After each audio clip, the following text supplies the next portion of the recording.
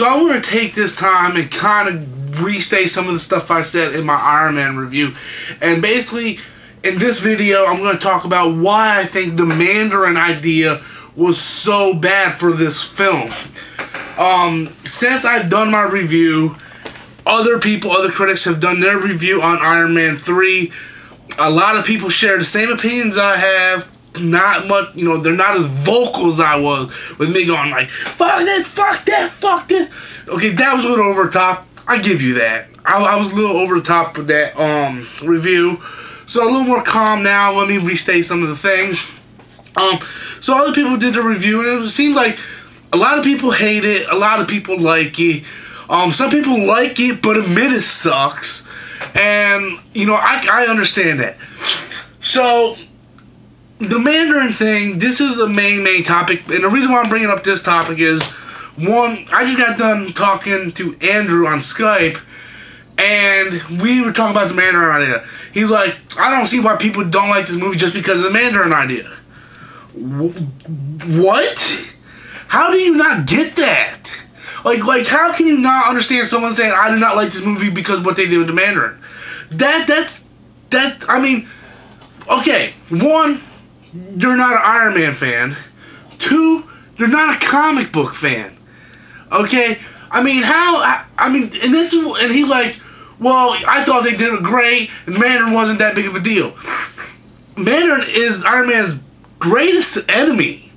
The biggest enemy he had, and they made the Mandarin into a joke for comedy relief, and they just used him all, you know, totally wrong. I mean, basically Marvel Studios fucked every Iron Man fan with a 6-foot dildo and no lube right in the ass. That's what they did for all the Iron Man fans.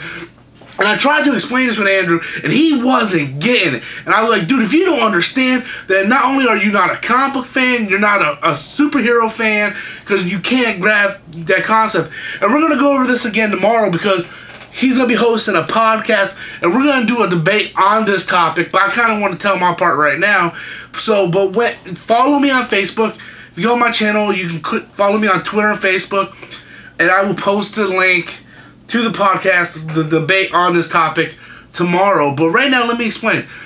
For all of you who like The Dark Knight, not The Dark Knight Rises, The Dark Knight, the one with the Joker, how would you feel at midpoint of that movie, you come to find out that the Joker is just some drunken Joe Walmart average person who was hired to play the Joker by, I don't know, some random guy from the League of Shadows?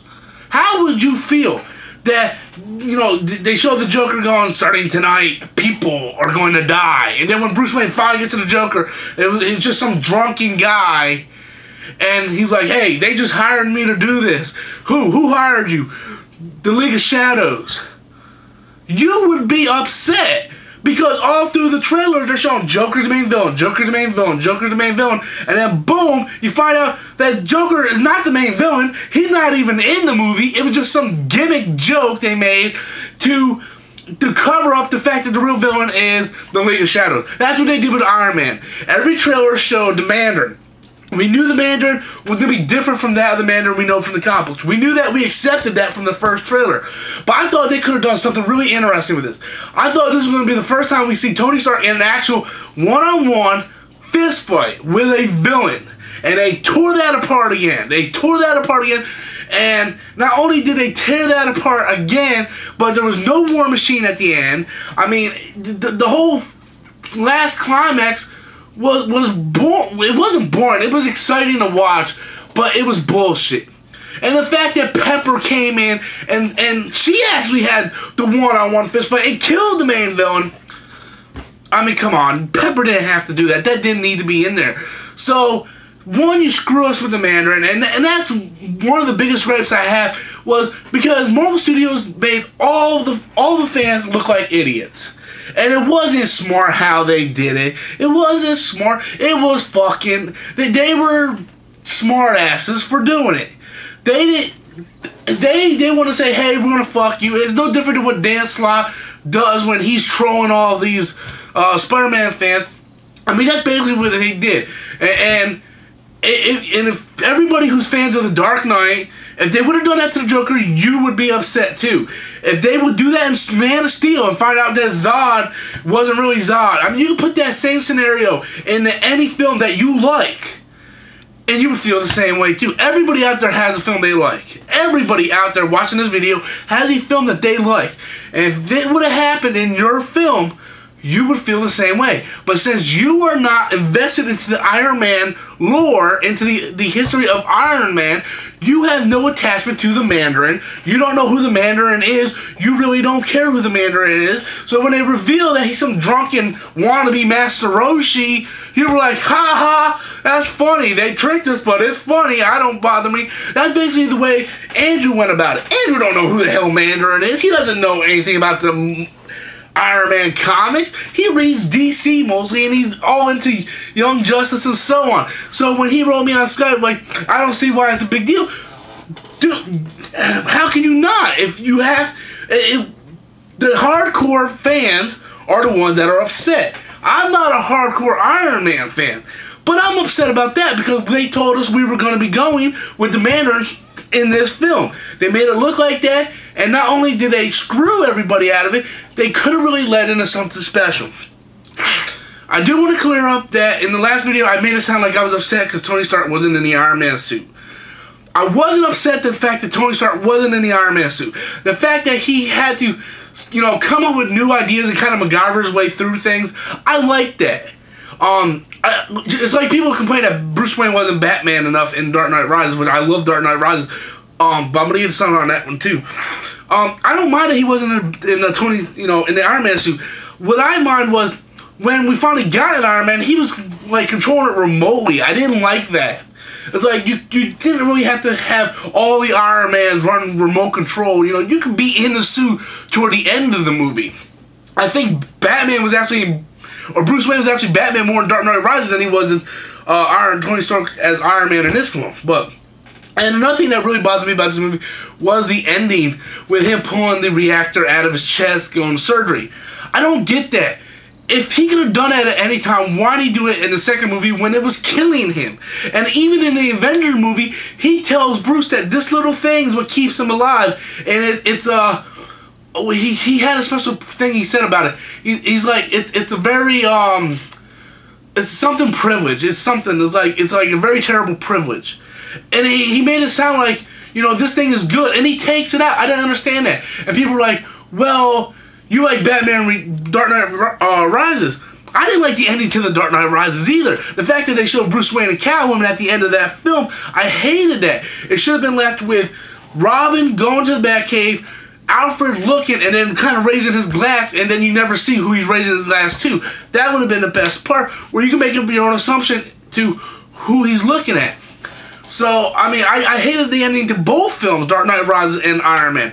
Yeah, Iron Man was funny. Anything Robert Downey Jr.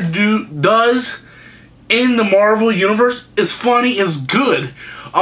Just overall, as a film, I did not like this movie as a film.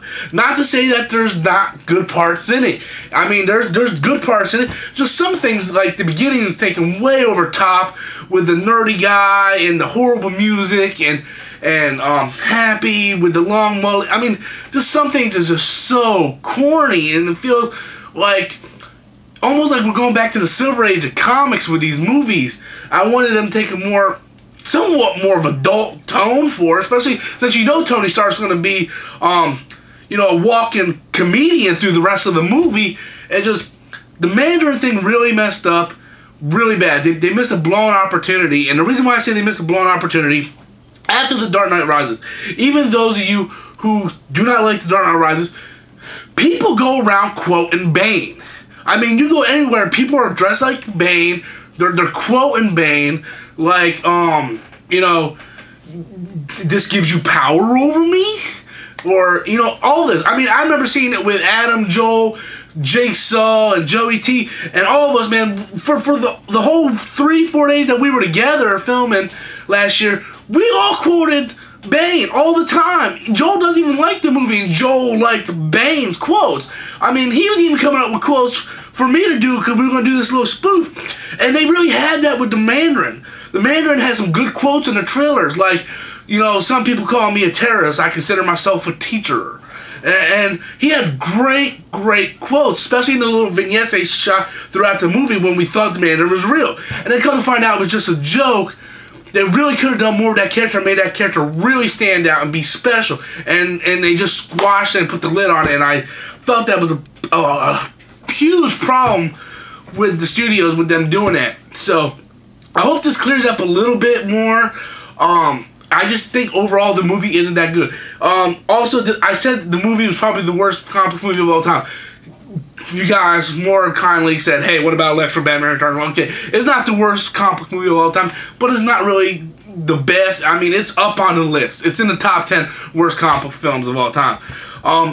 It's just a lot about this movie, and I can go on with this forever.